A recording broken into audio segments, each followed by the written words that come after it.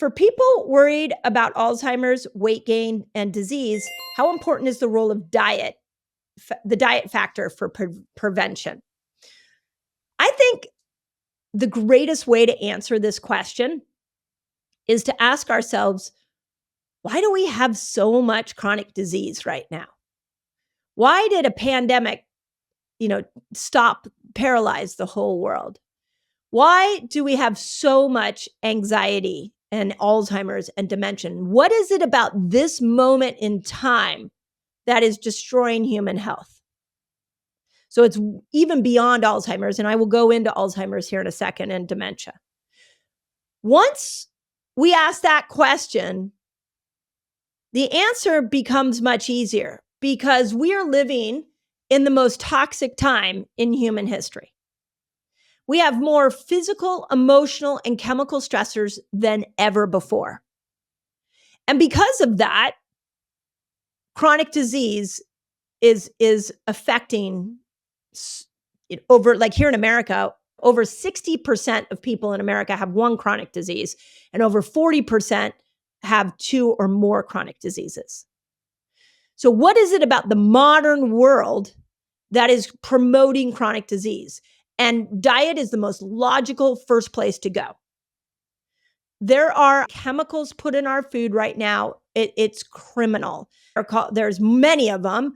I put them in the category of obesogens. We know many chemicals in our food are endocrine disruptors.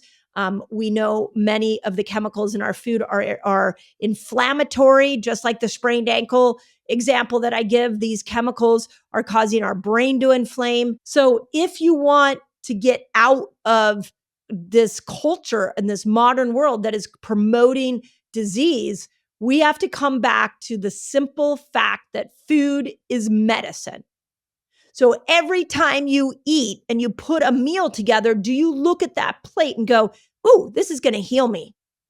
When we take a supplement, when we take a medication, there's a knowing that when we take that, the body is going to perform something positive for us. We take these medications and these pills so that we can have a positive upside of how our body would feel, whether it's to take away a symptom or hormone replacement therapy where we're trying to get some of those hormones back. So we have that knowing with medication and with supplements, but why don't we have that knowing with food? We let our taste buds drive our food choices, and this keeps setting us up for disease. And the food industry knows this, and they know this by spraying more chemicals on our food to make our food addictive. So if we're going to start to heal something like Alzheimer's, we've got to go back to the fundamentals of food. And in Eat Like a Girl, I go through 5 major principles, and they apply to Alzheimer's, and they especially apply to women's health. But men that are listening, they apply to you. And Alzheimer's, by the way, affects more women than men. So these 5 principles, I call them the foundational 5, and I'm going to go through them really quickly. I think I've mentioned them on other podcasts before, so I'll just go through them very quickly. The first one is your blood sugar matters, calories don't.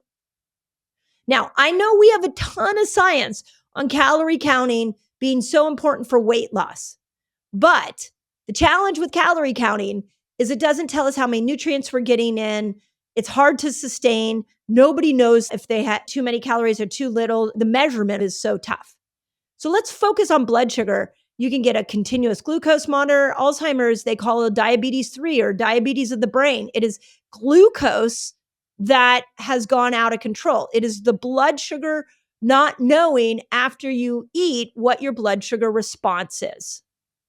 One of the things that I talked to Lisa Mosconi about when I brought her on my podcast, and please go listen to that episode, it was so good, is how as a woman ages and goes through menopause, her brain becomes less sensitive to glucose and it becomes more receptive and sensitive to ketones. This is why fasting is so great for perimenopause and menopausal women. It's because the fuel source of a ketone really powerful for keeping those neurons really sharp and delivering information and avoiding the plaquing that happens with Alzheimer's.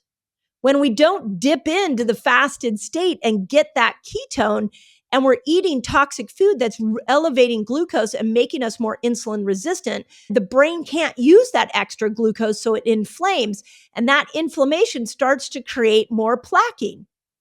So, principle number one of the foundational five is incredibly important for Alzheimer's. We've got to get your blood sugar under control. Bottom line. Another way, those of you that maybe have a relative that has Alzheimer's, the other way of looking at this is watch your hemoglobin A1C number. You all get blood tests every year. Make sure that hemoglobin A1C number is sitting around 5. Once it creeps up to 5.2, 5.3, you got to go back to looking at your blood sugar and really watching that. So, principle number one of the foundational five is blood sugar matters, calories don't. Okay, principle number two is eat nature's food, not human-made food. Here's something, try for a week to eat food that doesn't have a label on it, doesn't have an ingredient list. So that would be, your animal products, that would be plants, that would be your fruits and your vegetables, your legumes, for those of you that are plant-based. Like, just get things that don't have an ingredient label that you've got to figure out. Or maybe there's only 3 ingredients in whatever you eat that week, but something that is back to nature's food. Nature did not mess up when it provided us food.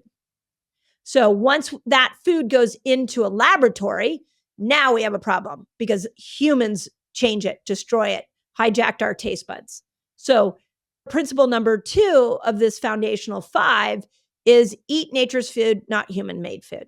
Okay, principle number 3 is feed your microbiome, not your taste buds. So we've got to go back to understanding that we're growing good and bad bacteria in our gut. And that good and bad bacteria break hormones down.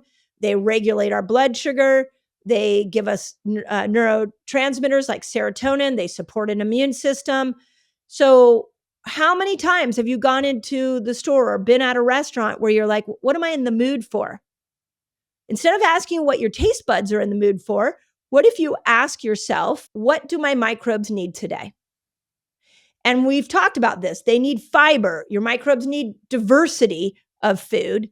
They need prebiotic, probiotic, and polyphenol foods. I put list after list after list in Fast Like a Girl of these foods. I put them again in Eat Like a Girl, so that we can bring back into the microbe conversation these foods. These are like, again, they're nature's foods. There's like nuts and seeds and berries and olives and chocolate. Yay, chocolate for feeding our microbes. So make sure you're feeding your microbiome when you choose a meal, not feeding your taste buds. And I'm not saying you can't like enjoy food. I'm just saying over time, you may end up realizing that once you feed your microbes, you will start to make different choices around food. One of my favorite studies that was ever done on fasting, and this was like early on, it was like when I had to have been like 10, 15 years ago that this woman came out with a book called The Every Other Day Diet.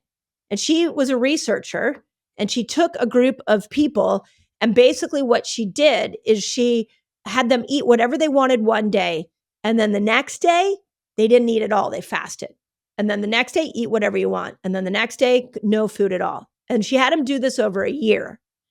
By the end of the year, everyone had lost weight. All their metabolic markers had changed. But the most surprising thing was that their food choices changed. They chose better food. I think that happened because of 2 things. Fasting changes your microbiome. It brings back a healthy microbiome. Second, when it comes to health, you don't need motivation, you need momentum. And fasting gives you that momentum. So these people got momentum and they started to want to make better food choices. So principle number 3 is let's feed these microbes, not our taste buds. Okay, principle number 4 is protein is the hero macronutrient. Definitely. It's definitely the hero of the day, especially as we age. I'm not opposed to the protein conversation that's happening on right now. I think we need to prioritize protein, just like I think women should prioritize fiber. We need to be eating more protein. So make sure you're having protein with every meal. And then the 5th foundational idea around food that will help with every chronic disease, including including Alzheimer's, especially Alzheimer's, is fat doesn't make you fat. It feels to me like this is a principle hopefully people know by now, but we have to bring fat back into the diet all the time. Like, just like I'm going to encourage you to eat more protein, I'm going to encourage you to eat more fat. So we can't shy away from fat. It's not going to make you fat if you eat the right fat. And for the brain is nourished by fat. Your blood sugar is stabilized by fat. There is so much healing that happens with fat. So let's bring fat back into our diet, but make sure it's good. So those are the foundational 5. So if you know anybody who has Alzheimer's or you want to prevent Alzheimer's, always follow these 5. So it's blood sugar, not calories, nature's carbs, nature's food, not human-made food, microbes versus taste buds, protein is the hero macronutrient, and don't shy away from fat. It's not making you fat. Okay? Awesome. Like, if you just spend your life working on that, you will end up in the right place.